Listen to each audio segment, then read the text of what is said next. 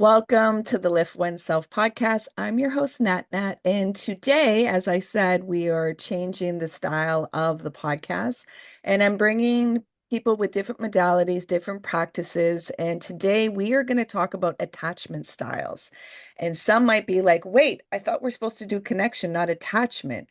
Yet, Bev is going to explain what she provides for her clients and have a better understanding of what your triggers possibly might be.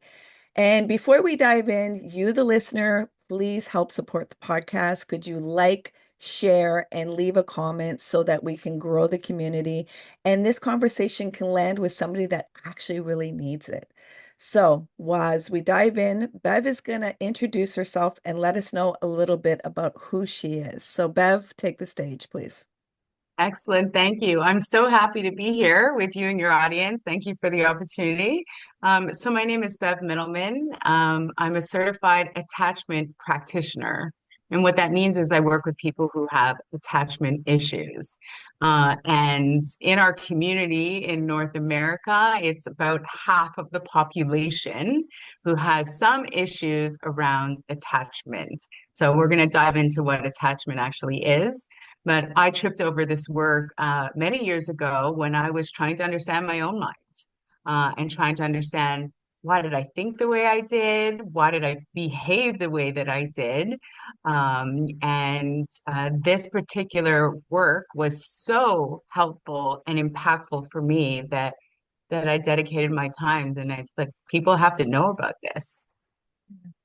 So, before we do a deep dive, will you join me in a mindful moment so we can ground ourselves? With pleasure.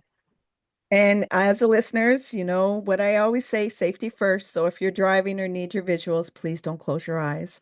Yet the other prompts you're able to follow. So Bev, I'll ask you to get comfortable in your seating. And if it's safe to do so, you're going to gently close your eyes. And you're going to begin breathing in and out through your nose, bringing your awareness to watching your breath. You're not going to try and control the rhythm. You're just going to be aware of it, allowing it to guide you into your body. There may be some feelings or sensations that come up. That's okay. Let them come up. You're safe to feel. You're safe to let go. Surrender the need to control. Release the need to resist and just be. Be with your breath. Drop deeper into your body. Now, there may be some thoughts or to-do lists that have popped up. That's okay. Gently bring your awareness back to your breath, creating space between the awareness and the thoughts and dropping deeper into your body, being in the space of being, of presence. Again, more thoughts may have popped up. Gently bring your awareness back to your breath, creating even more space between the awareness and the thoughts, and completely dropping into the body, surrendering into presence, being in the space of being.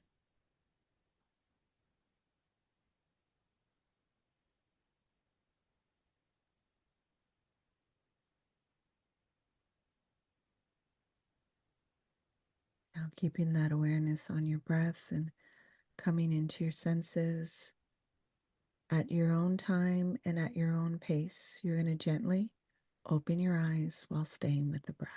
How's your heart doing? Good. It's calm, peaceful, a sense of warmth. So, I know many listeners are like, okay, what is this attachment style? And can you explain what these issues are? I absolutely can. And I want to say it is so relevant to what we just experienced together. And thank you for taking us through that exercise. The biggest thing about attachment styles is that our attachment style has a great impact on our personality needs, our communication style, our emotional patterns, our relationship to boundaries. and on trust and our ability to emotionally regulate. And so our ability to emotionally regulate is a skill, right? A skill that I learned much later in life. And I wish they taught it in school. They don't. But it is very much tied to attachment styles. So I just wanted to make that connection for your audience before we dive into this.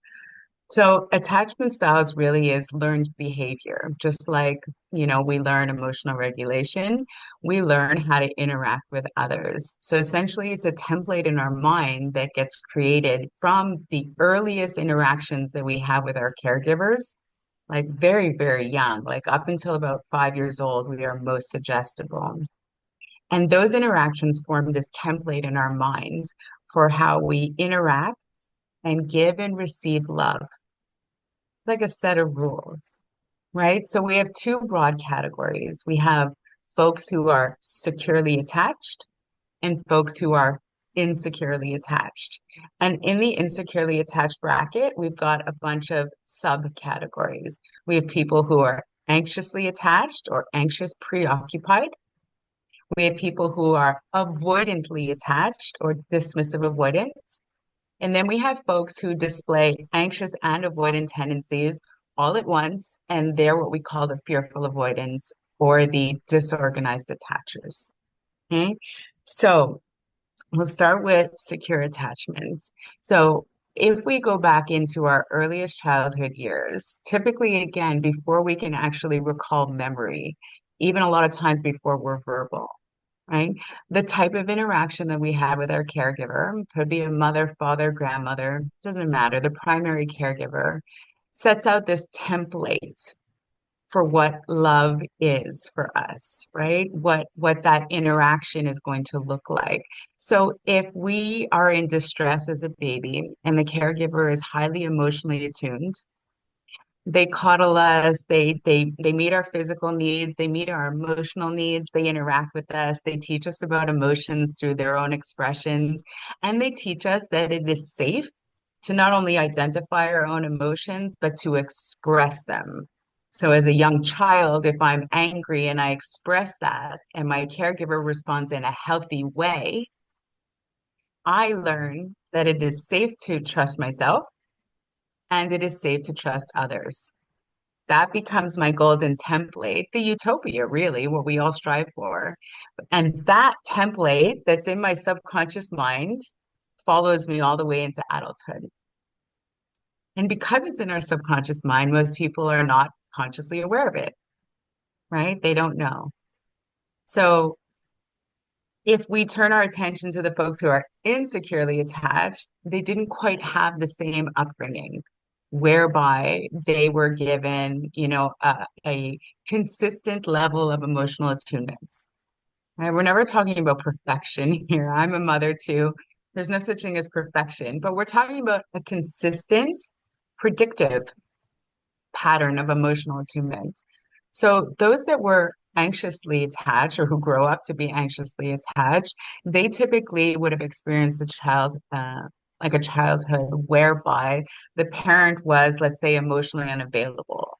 So the parent was, loving to the child sometimes and sometimes ignored the child. Or maybe the child, let's say the mother, the father were alcoholic, and sometimes they were loving and sometimes they weren't. And so the child learns that this is not a predictable pattern. They receive enough love to know that it feels good, but they get set up in this situation. Their template is they're constantly chasing that closeness. They know it feels good, but it's never given to them in a consistent way. And so they grow up being anxiously attached and in romantic relationships. They're the ones who are often called, I don't love these terms, but often called needy, Mhm. right? They need a lot of reassurance, validation, a lot of attention, a lot of recognition. Um, they are dealing with core wounds like I will be abandoned. Now, it's sort of understandable because in their childhood years, emotionally to the child, the parent was there and then they weren't there and then they were there. It's that inconsistency. They couldn't predict it. And so that's what they believe love to be. So these are the folks that end up dating unavailable people. And when you say unavailable, that comes in many flavors, right? So they might end up be dating like married people. We see this a lot, right? Or emotionally unavailable, right? Or they might get overly attached to someone who really doesn't want a committed relationship, right? So they're sort of chasing love, right? They're the chasers. Someone who grew up in a home whereby there was emotional neglect, right? Um, or the child was left alone a lot. Or the child, it was a very controlling, demanding environment, like a level of enmeshment. Um, they could also develop problems with attachments, but typically they develop an avoidance attachment. And that's known as the dismissive avoidant. So a child who's left alone a lot has to figure things out on their own, Mhm. right? And so they really don't, it's never modeled for them levels of intimacy, like where they were talking about families where they didn't hug, they didn't say, I love you. There was no words of kindness. The children were maybe kept in a very strict schedule, were only applauded for their achievements, that type of high demand family. Um, the child learns really that any sort of emotional, landscape that they are feeling, they have to deal with that on their own. They cannot go to their parents. Now, these folks grow up and they have a very hard time moving into adult type relationships because they are used to emotionally being on their own. And so they start to value things like freedom, autonomy, right? They tend to keep people at arm's length. They're very slow to make a commitment. Vulnerability and intimacy is really frightening for them. It's foreign. They don't have a template for it. It's like I talk about the brain being like a computer program. They don't have a computer program for it, Mhm. right? So, and the interesting thing is that often the anxious attacher and the avoidant attacher, they often find themselves in romantic partnerships, Yeah. which is so anyways, um I apologize. There's someone at the door. My dog is barking. I Oh, okay. apologize. That's why it's okay because it sounds mumbled. Yeah, my dog is barking. I'm sorry. I don't know It's if you okay. can edit that out, but we'll just keep moving You forward. didn't hear it. It didn't come through. It just muffled your Okay. voice. Okay. The third category of folks are folks who are it- fearful avoidance or disorganized attachments. And what that means is generally they grew up in homes where there was a very high degree of chaos, Mm. a lot of screaming, fighting, maybe a high conflict divorce, oftentimes abuse. It can be any kind of abuse, physical, emotional, psychological, could be sexual. Um, and what happens is that child develops a particular template, an attachment style known as the fearful avoidant, which in later years, in a romantic context, is often called the hot and the cold partner. So these folks really do crave, love and attention, like everyone, closeness, but they're very much afraid of intimacy. And that's because the pattern that's been strongly imprinted into their mind is when they got too close to the person that they loved, I'd say their mother or their father, they were harmed. Mhm. And so their nervous system is generally on high alert. These are folks who we often see as being in the medical world, told that they have generalized anxiety, they have adjustment disorder. They, they're perceiving everyday things as being threats. because their nervous system is on such high alert, we see a high degree of hypervigilance with this group of folks as well.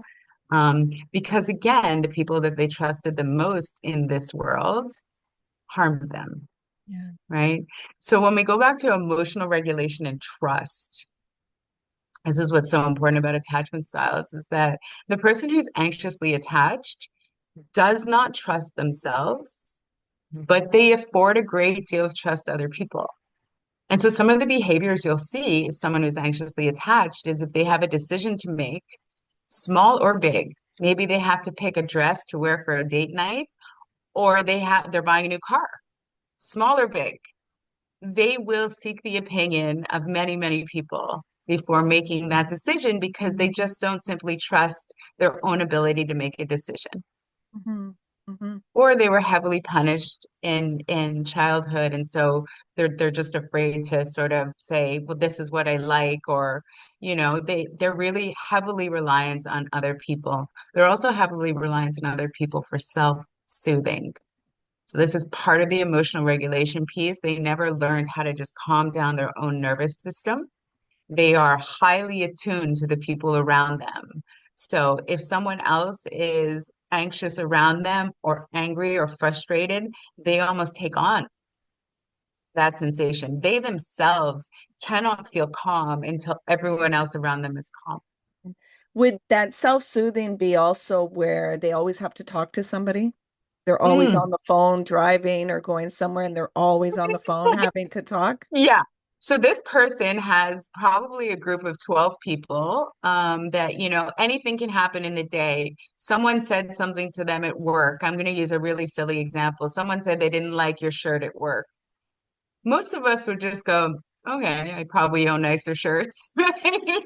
But a person who is sensitive in this regard uh, will actually really take it to heart because they have core wounds around I am unlikable. Mhm. So this is in addition to I will be abandoned. I am unlikable. I'll be excluded. I will be rejected. So anything in that, like in terms of a criticism, they will perceive potentially as a rejection. And to your point, they will go out of their way to speak to 12 different people about the same incident because that's sort of how they're regulating their nervous system. To talk. Yeah. Being alone for them is really difficult. Yeah, that's what I was going to say, because the ones that always have to be on the phone driving or grocery shopping or doing anything and always not being able to just be with themselves and go through the experience and be curious, that anxiety. And I know it. I've walked through it in my previous years and stuff. So I've worked through that pattern and felt, the heavy electrocution in your body that, oh my gosh, and hearing the loud voices and everything else, yet being able to draw in and go inwardly to regulate that nervous system and mature it. Because that's part of that. When people say the inner child, a lot of people see a person where it's like, well, no, that was the immature part of the nervous system that created these programs that you're talking about. Yes. And you want to meet that part of the nervous system to bring in those fragmented, frightened parts so that they can mature and everything is a whole with a W, not these holes, splintered parts that feel so uncomfortable. Yeah, it makes sense that we get patterned with these different they're like roadmaps basically, right? Yeah. And then our nervous system tries to adapt and create these, adaptations and strategies. A lot of times they're maladaptations to deal with the sensations that come along with what we perceive as threats, Yeah. right? And unless you're actually doing the work to identify wounds and whatnot, the mind is not very good at discerning, okay, I'm no longer 6 years old under the care of my father who did XYZ. I now live alone, I'm safe, I'm this and that. Your nervous system will continue to react in the way that it's been trained. Hmm. And so, it's not uncommon to hear someone to say that they wake up every day and, their anxiety scale is like 9 out of 10. Nothing's happened. They're just waiting for it to happen, right? Because that might be mirroring, um, the level of their nervous system by which it had to be that level of hypervigilant when they were younger. Yeah. Yeah. Yeah. Yeah, this is it's very important to understand. And for me personally, it made a huge difference when I could understand, okay, this is why I think the way I do, and these are my emotional patterns. And I know that I can work with my nervous system to calm it down. Yeah, it's to So, lean in and do that inner work. And as you said, it's we, you know, abandon ourselves in the trust of experiencing life. And as you said, if we didn't have a safe space to feel these big emotions, then they were suppressed. And anytime they try to come up, the nervous system, which I call the ego of the defense mechanisms, push it back mm, down. So you're not able to experience vulnerability. Vulnerability feels repulsive. It feels dangerous. yes, Yet your vulnerability is your yeah, superpower. And some people are like, I want to hear that shit. Like, that is not a yeah, superpower. It is not. And it's like, well, it's just you don't know how to return home yet. You don't know your yes, nervous system has created a normal and a safety in what is unsafe. It doesn't know that the unknown and the unpredictable is safe because the nervous right, system always wants to predict, where it's like, yes, I'm just going to take the old information and this is what's going to happen. It's going to pattern it out where it's like, no, that's not what possibilities are. And then there's some that are very anxiously attached and they want to predict the whole future and they want to right. control everything. I'm going to find every little loophole. And that it serves, don't get me wrong. It's good to have long planning and, see certain things that could happen. Yet when you're hyper focused on that, you're missing out on the presence. You're missing out on finding safety of what will I experience? What will that process be? Yeah, I mean, you so beautifully articulate all of this, right? So the anxious attacher really, what they're trying to do is they're trying to plan out and they're trying to, in a romantic context, really please their partner to do everything perfectly so their partner doesn't leave them. Yeah, Their strategy is usually people pleasing or fawning, as we call it, right? yeah. Um, but are those who are anxiously attached are typically over feelers. There's a high degree of emotional volatility. They're really over feelers. They're big emoters. So they're not the ones who are repressing their emotions. It doesn't mean they're emotionally regulated, right? But they're certainly not repressing. Who you're describing when you're talking about repressing, and it's a beautiful description you gave, was the dismissive avoidance. Okay. So the child who was left alone, the dismissive avoidance, they really learn to just push down their feelings and they're very good at compartmentalizing. They are very rational, very logical. They have a reason for everything.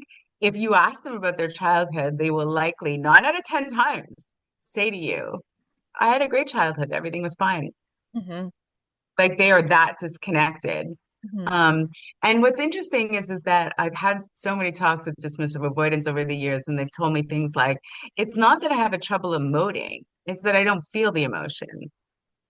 Like it is so bottled up. And so Hmm. some of the work that I do with dismissive avoidance is to reconnect their emotions back into how does this feel in your physical body? Hmm. Right? Like we're going to extend your emotional range from just like happy, content, and sad. Right? Like Yeah. there's more to that. So the dismissive avoidant in terms of trust, they greatly trust themselves, but they do not trust others, Okay. which is the exact opposite of the anxiously attached person. Yeah, the anxious person doesn't trust themselves, but they afford trust to everyone else. Hmm. The dismissive avoidant person, they trust themselves. It's me, myself, and they learned I can only rely on myself. I can't trust that others will meet my needs. Hmm. And so they're usually very independent, Yeah, I was about to some say hyper independent. hyper independent, hyper independent. Yeah. Like they won't ask for help. No, because it feels No. like a threat. I don't want to be disappointed because just the mere fact of opening myself, showing that I need help, and then not taking into consideration the person may want to help, but they're just not able to. That just feels Yeah. like a death inside. So it's like I'd rather just do it than even go through that steps of vulnerability. Yeah. And in terms of behavior, some people think that dismissive avoidance can appear secretive. Again, I don't love that, but they do tend to keep people at emotional distance. Hmm. And they don't really want to, most of the time, they're very afraid subconsciously, they don't realize this, to connect with someone on an emotional level, like an intimate level. They have no problem connecting generally with people when it comes to like intellectual intimacy, sexual intimacy. They're pretty good. Emotional intimacy, hold on a minute. That's good. They're gonna put the brakes on that one. Yeah. So they really, because they grew up, spending so much time alone, they're very good at repressing their feelings, ignoring their feelings. They will, of course, do the same to you. It's like they've got this unwritten expectation that, well, I'll handle my emotions and you handle yours. And let me know when you're feeling better. Yeah. So what happens, you're speaking into parts of myself. I was an only child. At times, my mother was not emotionally available, so I had to deal with my big emotions on my own. So now I hold, as we started the podcast, you were like, you have like some depths of presence, and um, Do. there are a few people that I can show my emotions to, and I can emote and express. Yet there's a lot of people that I'm not able to because it tilts the balance that because I feel so deeply, it rustles their nervous system. And then Hmm. I do not want to not a harm, yet the it can feel very inconvenient if you don't have the tools when your nervous system has been that activated. So Hmm. that's where I take the responsibility of, okay, I feel my emotions. I can, let out tears when I need to. And I think now because I can let that out and people were like, oh, I'm so sorry that I asked you that question. I'm like, no, it's okay. I'm allowed to feel this and it can come out. Hmm. And I just come back into the conversation.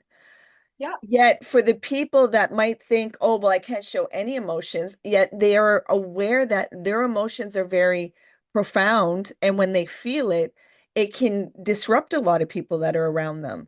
So is that a part of maturity or is that still a part of hiding? So I think the first person they're trying not to disrupt is themselves, Mm. right? Because they never learned how to work through and process their emotions, right? It just feels really negative to them and they don't know how to work through it. So it's interesting. People who are anxiously attached are have a very hard time with boundaries. Very hard time. So they have a very hard time with setting boundaries and also respecting other people's boundaries. So it's not someone who's anxiously attached that's going to be worried that they're stepping on someone else's boundaries if they overly emote. That is not a thought process that they will have.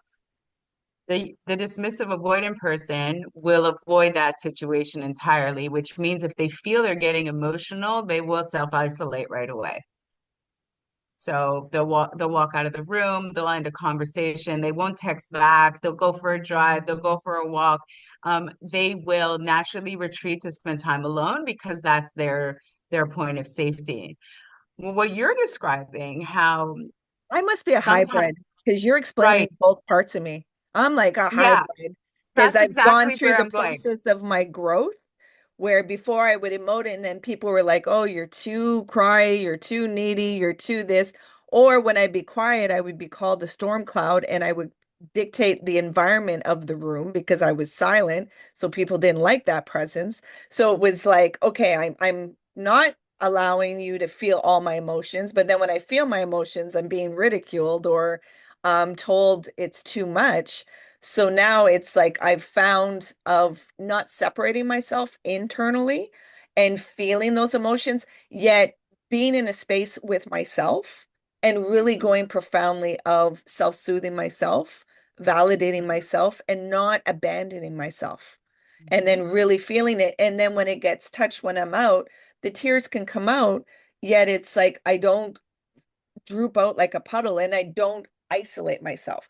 I do see those certain protective patterns where if I'm around certain people and it doesn't emotionally feel safe, that I will Mhm. be silent. I will Mhm. protect myself of not being abandoned and not seeking to dim myself to feel a sense of belonging, if that makes Exactly. sense. It makes a lot of sense. It makes a lot of sense. So first I want to mention we're talking like sort of in extremes, right? Yeah. So attachment styles exist on a continuum. And when we talk about healing our attachment style, what we talk about is really moving more towards secure attachment, whereby you are emotionally regulated, whereby you can, for example, in a romantic partnership, enjoy independence and enjoy partnership, Mhm. right? You can feel and you can communicate, right? Because the overfeeling and the emotional volatility and the underfeeling and the self-isolation, those are both techniques that don't serve us well. So listening to you and your story, it seems like you've done a fair amount of work to bring yourself much more towards secure attachment, which is really the goal. So, good on you. Thanks. Um, but I actually wonder if you started originally in that hybrid group of the fearful avoidant that we talked about, the disorganized attacher. I don't know enough about your Yeah. background, but I would say they have a anxious. There was a lot of anxiety and anxiousness and trying to feel safe because I was sexually abused at a oh, young age. I'm And sorry. then yeah, it's you know, the more that I understand, the walk of life, it's not the experience. The experience was awful. It was the trauma that separated me from being in the space of vulnerability. And that's what trauma is. Trauma isn't the sexual abuse I went through. It was the narrative that my nervous system created that that space was no longer safe.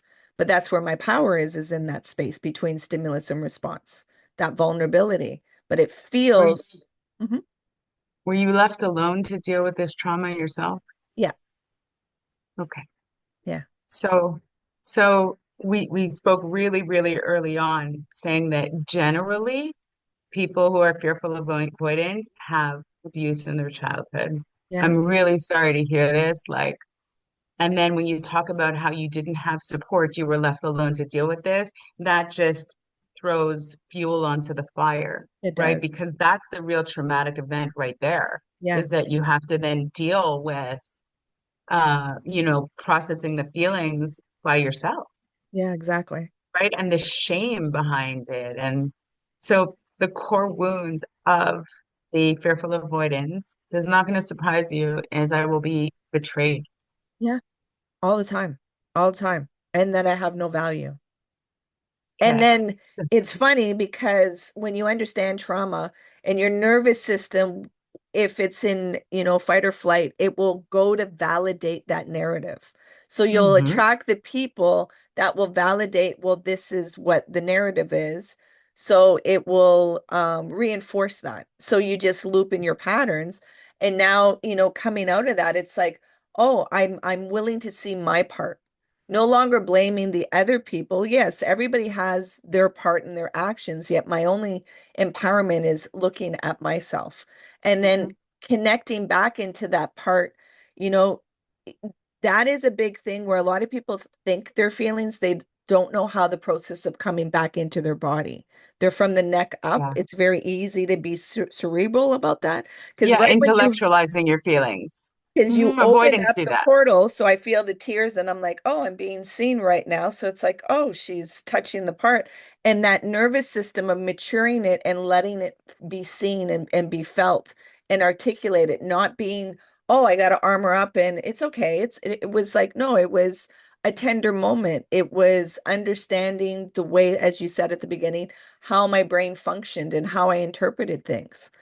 And so in that, it's like, okay, the work that I've done profoundly, like when I've gone to therapists and I've explained, and they're like, I don't know, like usually we're here, you're here, and we want to bring you over here, but you're all the way in some other part. So all I can do is be a feedback for you because the profoundness that I've gone into my nervous system and dived in and allowed the body's wisdom to communicate, but allow that little immature part of separating from that space of vulnerability and being in the wholeness with the W. that was work to come back home to. And when I jump out of it, like I do, because I'm human, I have such great gratitude for the tools of remembering come back in presence. So the illusion Yeah, can diminish.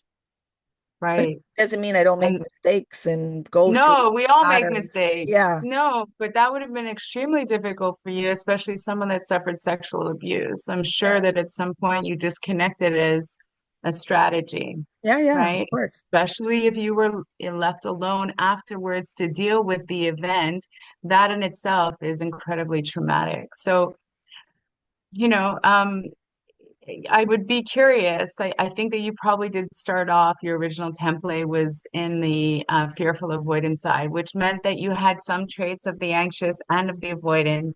And in terms of trust, you didn't trust yourself, but you didn't trust others either. Hmm. And so, finding your way back to your body and to calm your nervous system. The fearful avoidance is really the most complex and difficult attachment style because they have the most amount of core wounds because they carry from both sides, Do you right? want to So know? Go ahead. it's not that it can't be healed. I'll share with you that I also spent a majority of my life as a fearful avoidant. So it can be healed in the sense that you can work towards secure attachment, but it's a little more complicated than the others. Yeah. Do you know what my healing came from? Because I it don't. was such a deep wound and life had to really present it and I had to come back in. I had lesions in my brainstem and in my cerebellum, and I was told I was almost going to die. So that brought a significant surrender. Wow. And How I old still were don't you have when a this happened? diagnosis. 40. Oh, It was 11 years ago. wow. And I was given 6 months. I was hospitalized for 40 days and I still don't have a diagnosis. And when they discharged me, they were like, if you don't have a diagnosis, you don't have a plan. So thankfully, a year after I learned meditation, and that's where I was able to really go in and I understood the language that there was something in my nervous system that was seeking on the outside. So I had removed alcohol, I removed sex, I removed spending, I removed social media, I removed all the vices that would Hmm. have me seeking outside for that safety that I would come within. And there was significant warrior work. And as you're saying, just reconfirms of how deep of a wound that is. And to reconnect that, it's profound. So it's like, and I believe that I don't have a diagnosis so that it wouldn't give me a crutch of personalizing something, that I Mm, could always be, no, go within, go within, go mm, within, and have a profoundness. And that's why when you say you feel the presence, it's I've really gone and understood the nervous system in a lot of depth. So when I hold presence for other people, they feel safe to inquire within what is yeah. this and everything else. How are you feeling 11 years later? Like, how are you feeling now? I'm great. Like I still have pain and the pain is energy levels, so it just turns off. Yet I was told I was never going to drive again. I wasn't going to function. I was going to need assistive devices and all that. My thyroid is still out of whack. Yet I'm able to navigate with it. Other people they wouldn't be able to because it can be very painful and debilitating in certain ways. So with that, I changed my whole lifestyle. So like, Hmm. I'm retired, so taking it slow and steady and being able to cultivate a space to, honor my body, honor what my navigation, and when I start spiraling into a pattern, be aware of it and then, have amazing grace for myself, radical compassion, and remind, okay, come within. You're trying to go out again, grasping and your nervous system. What are you trying to protect yourself from? What feels unsafe? And sometimes it's just the psychological suffering I create in my own mind and the energy. Like anxiety is contagious. So when we walk Yes, into it a is. space, it activates us. So it's Yeah. very profound in that. So it's understand. And when you said about, the anxious attachment where they feel everything. And it's like, yeah, they feel everything and they're not realizing some of the stuff they're feeling isn't theirs. So you got to give it back to the other Mhm. people because it's not yours. You're intaking Right. everybody's stuff and you're trying to fix everybody's emotional thermostat to feel safe. Yeah, but it's not altruistic. That's the thing. It's Yeah, I it's not know. because, they're so loving and caring. It's because they need other people to be calm so they feel calm. Yeah, exactly. So, Safety. yeah, And when yeah. I say this, it's not minimizing somebody that you should know. It's like, do you know how long it takes to really be in a space that your nervous system feels safe enough to reveal some memories, reveal the narratives, get the aha moments of, oh, this is when I started constructing this narrative within me. And then just because you see it and you know it, the default of what your body viscerally will go into those patterns, and then you have to bring it back into presence. That's warrior work. Yeah. Yeah. You're really such a beautiful example of how we can heal the mind and the body, right? If we're actually committed to the work. And I'm sure you're familiar with Dr. Gabor Mate because he Yes. does a lot of this work. I'm actually seeing him live next week. Oh, I'm nice. so excited to see him. My boyfriend got us tickets as a surprise. I didn't know because he knows that I'm just a fangirl, right? And he's in town. And it's just um, he is, at the forefront of talking about, Yeah. physical ailments, and then, of course, connection back to our nervous system, right, in our emotional states. Yes. So, yeah, When we started the recording, I'm going to bring it over to you now with the vulnerability. You had mm, mentioned that, where you are in your stage and all the work that you do with yourself and hold space for your clients, that you are now finding language about touch and how that feels for you, where before you didn't yeah, have the language. So, could you open up that space if you're willing to share that vulnerability and insight for some listeners that might be, yeah. she's talking my thing? Yeah, I'm happy to. So I've really never spoken about this before because it's just something that is sort of new. I think we all when we go through the process, we start to understand our wounds and we start to understand our triggers. People say certain things, or there's a tone, or there's auditory triggers, or we see something.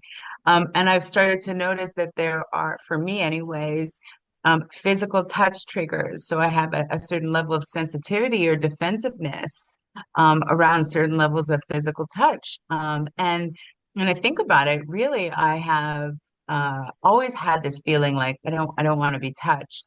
Um, but what I realize now is that it's not as, a broad blanket statement, I don't want to be touched. Some sensation feels really nice and calming, and some sensation makes me anxious, irritable, and feel unsafe. Right. So, and I think that what we have to realize is that this is different for everyone. But the more that you can understand your own body, and the more you're able to put words to it and communicate, for example, to a romantic partner, the easier it is, right? So I'll use this as a very simple example. I really, really love, like, the sensation of tickle. Mhm. I love that on my back. But anywhere else, on my arm, on my hand, on my chest, on my neck, everywhere, it just drives me crazy. Mm. Like it makes me very, very tense. And so I think that the work always continues Mhm. when you realize now my work is to understand what am I connecting that to? And I'm still working through that. But instead of getting irritated in the moment, I just say to my partner, instead of stroking my hand, can you just hold it?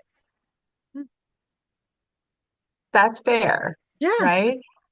But I think, when I was younger, I certainly just didn't have the language. I would sort of pull my hand away and say, I just don't want to be touched, Or right? even That allowed to say what your preference was. right. Yeah. Yeah. So again, this work in attachment styles, it has such a huge impact in a lot of areas in how we interact with other people. So the more you can understand your own mind, your personality needs, what feels good to you, what doesn't feel good to you, and communicate that calmly, right? You're setting yourself up for, a much more sort of, beautiful relationship with anyone. It could be with family members, it could be with, a romantic partner, with your colleagues. So a lot of this work is really just about understanding yourself. Yeah, exactly. I'm mindful of time. I think we could talk for, because it's We going, probably could, you and I. yeah, it's going so naturally. I want to ask you a reflective question. I want to ask, what would your past self say to you right now? Oh gosh. Like my younger self when I was in the thick of things. Whatever you feel that's coming to you. I think the only thing I ever wanted to know was it gets better. Like that's the only thing. I think when you're in it, when you're in any level of pain, emotional, physical, psychological, the only thing you're thinking is, will this end? Will this get better? Will tomorrow be better? Will I still feel the same next week? Right? Because it's that not knowing Yeah. that just sort of is all consuming, right? The pain and then the not knowing. So I think I would have gifted myself with the knowledge of it will get better. You won't always feel this way. And maybe that would have made it more tolerable in the moments. But But what would yeah. your past self say to you right now? Not you talking to your past self. What would your past self say to you right now in this present moment?